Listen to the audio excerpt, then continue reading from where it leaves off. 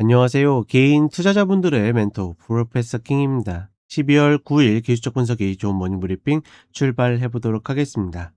자, 일단 미국 시장 같은 경우에는 약밥 수준에서 마무리가 됐고, 점차 이제 이전과 같은 AI에 대한 묻지마 매수세가 조금씩 떨어지는 듯한 그런 모습들을 보여주고 있죠.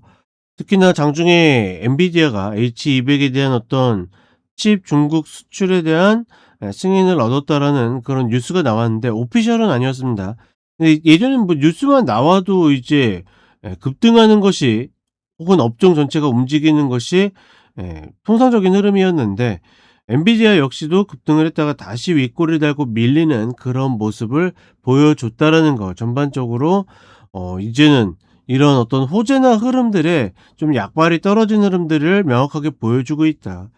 개인적으로 봤을 때는 이런 흐름들이 대표적으로는 기관들의 매수세가 좀 탄력이 떨어지면서 나온 흐름이 아닐까 싶다. 뭐 이렇게 보고 있고, 미 국채 금리가 계속 올라가고 있습니다. 특히나 장기물 중심으로 지난번에도 이야기 드렸죠. 기관들은 올해보다 내년에 장기물은 더 올라갈 거라고 예측을 하고 있는데, 이런 것들을 반영하는 것처럼 예 움직이고 있고, 특히나 수요일 날 있을 금리 결정과 파월의 어떤 연설에서 매파적 금리 인하가 예상되기 때문에 이에 대한 경계감이 좀 만들어지고 있지 않은가.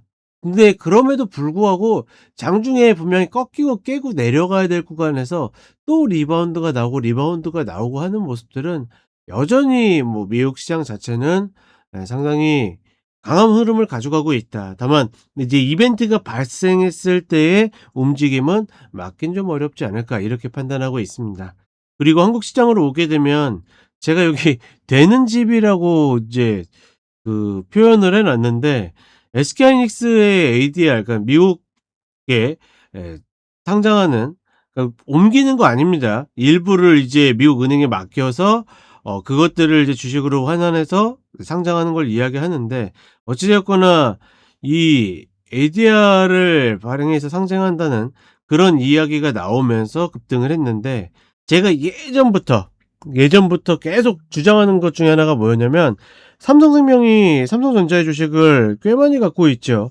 그것들만 미국에 상장을 해도 더블 이상은 갈 거다라는 이야기를 맨날 입에 달고 했는데, 오히려 어떻게 보면 뜬금없이 SK하이닉스가 그런 이야기가 나왔다라는 거. 미국이 지금 밸류에이션들이 다 좋기 때문에, 그러니까 쉽게 얘기하면 다 비싸게 고평가를 해 주기 때문에 그런 것들을 좀 역으로 노린다는 차원에서는 당연히 긍정적입니다.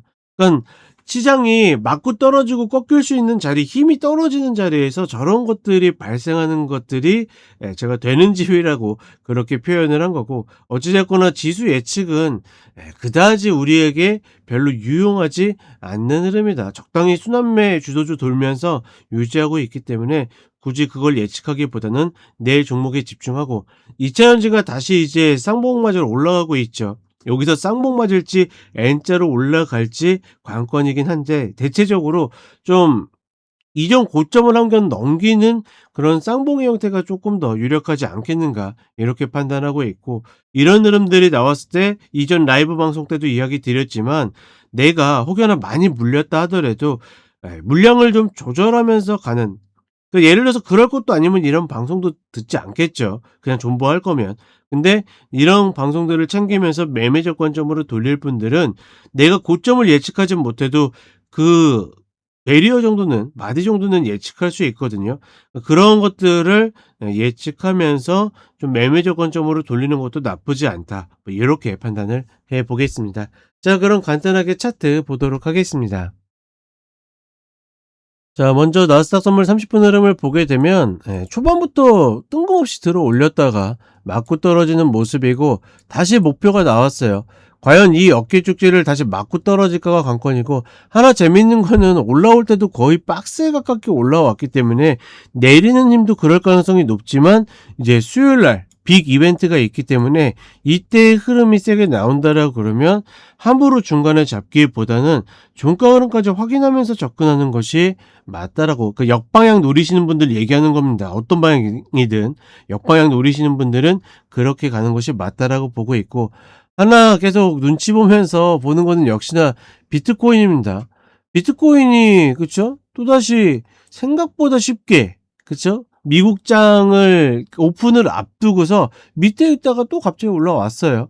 올라와 가지고 또다시 맞고 떨어지긴 하는데 생각보다 9만 라인 위를 생각보다 잘 올라오고 생각보다 잘 버티고는 있다. 다만 이탈할 때는 미국 시장도 조금은 눈치를 봐야 되지 않겠는가.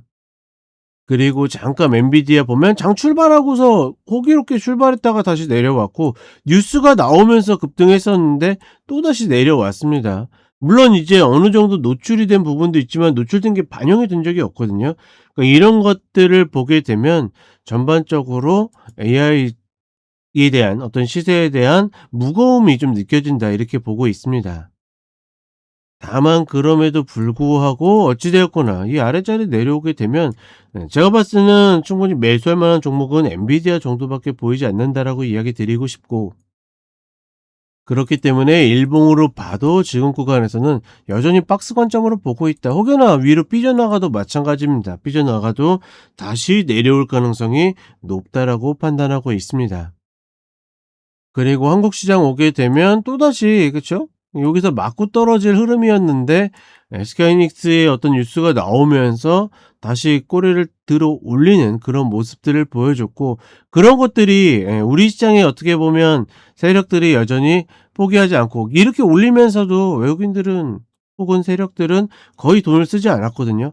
이런 것들을 보게 되면 그러니까 여전히 의도는 보이는데 시세를 어디서 죽일지는 결정하지 못한 걸로 보이는, 계속 학습 효과만 반복하는 그런 모습들을 좀 보여주고 있다. 어찌 되었거나 제 개인적인 바람으로는 지금 쟤네보다는 코스닥이 조금 더 힘을 보이면서 올라가서, 그래도 이 정도까지 올라왔으면 코스닥도 그쵸 네 자릿수는 오랜만에 한번 봐야 되지 않겠는가 싶은데 생각보다 얘네들에는 전혀 의도가 없다라는 거. 그쵸? 우리가 시장이 오른다라고 그러면 코스피 기준으로 얘기하지 코스닥 기준으로 얘기하지 않다 보니까 쟤네들은 분명히 메이크업하고자 하는 목표가 명확하다 보니까 코스닥은 별로 신경 쓰지 않는다라는 거.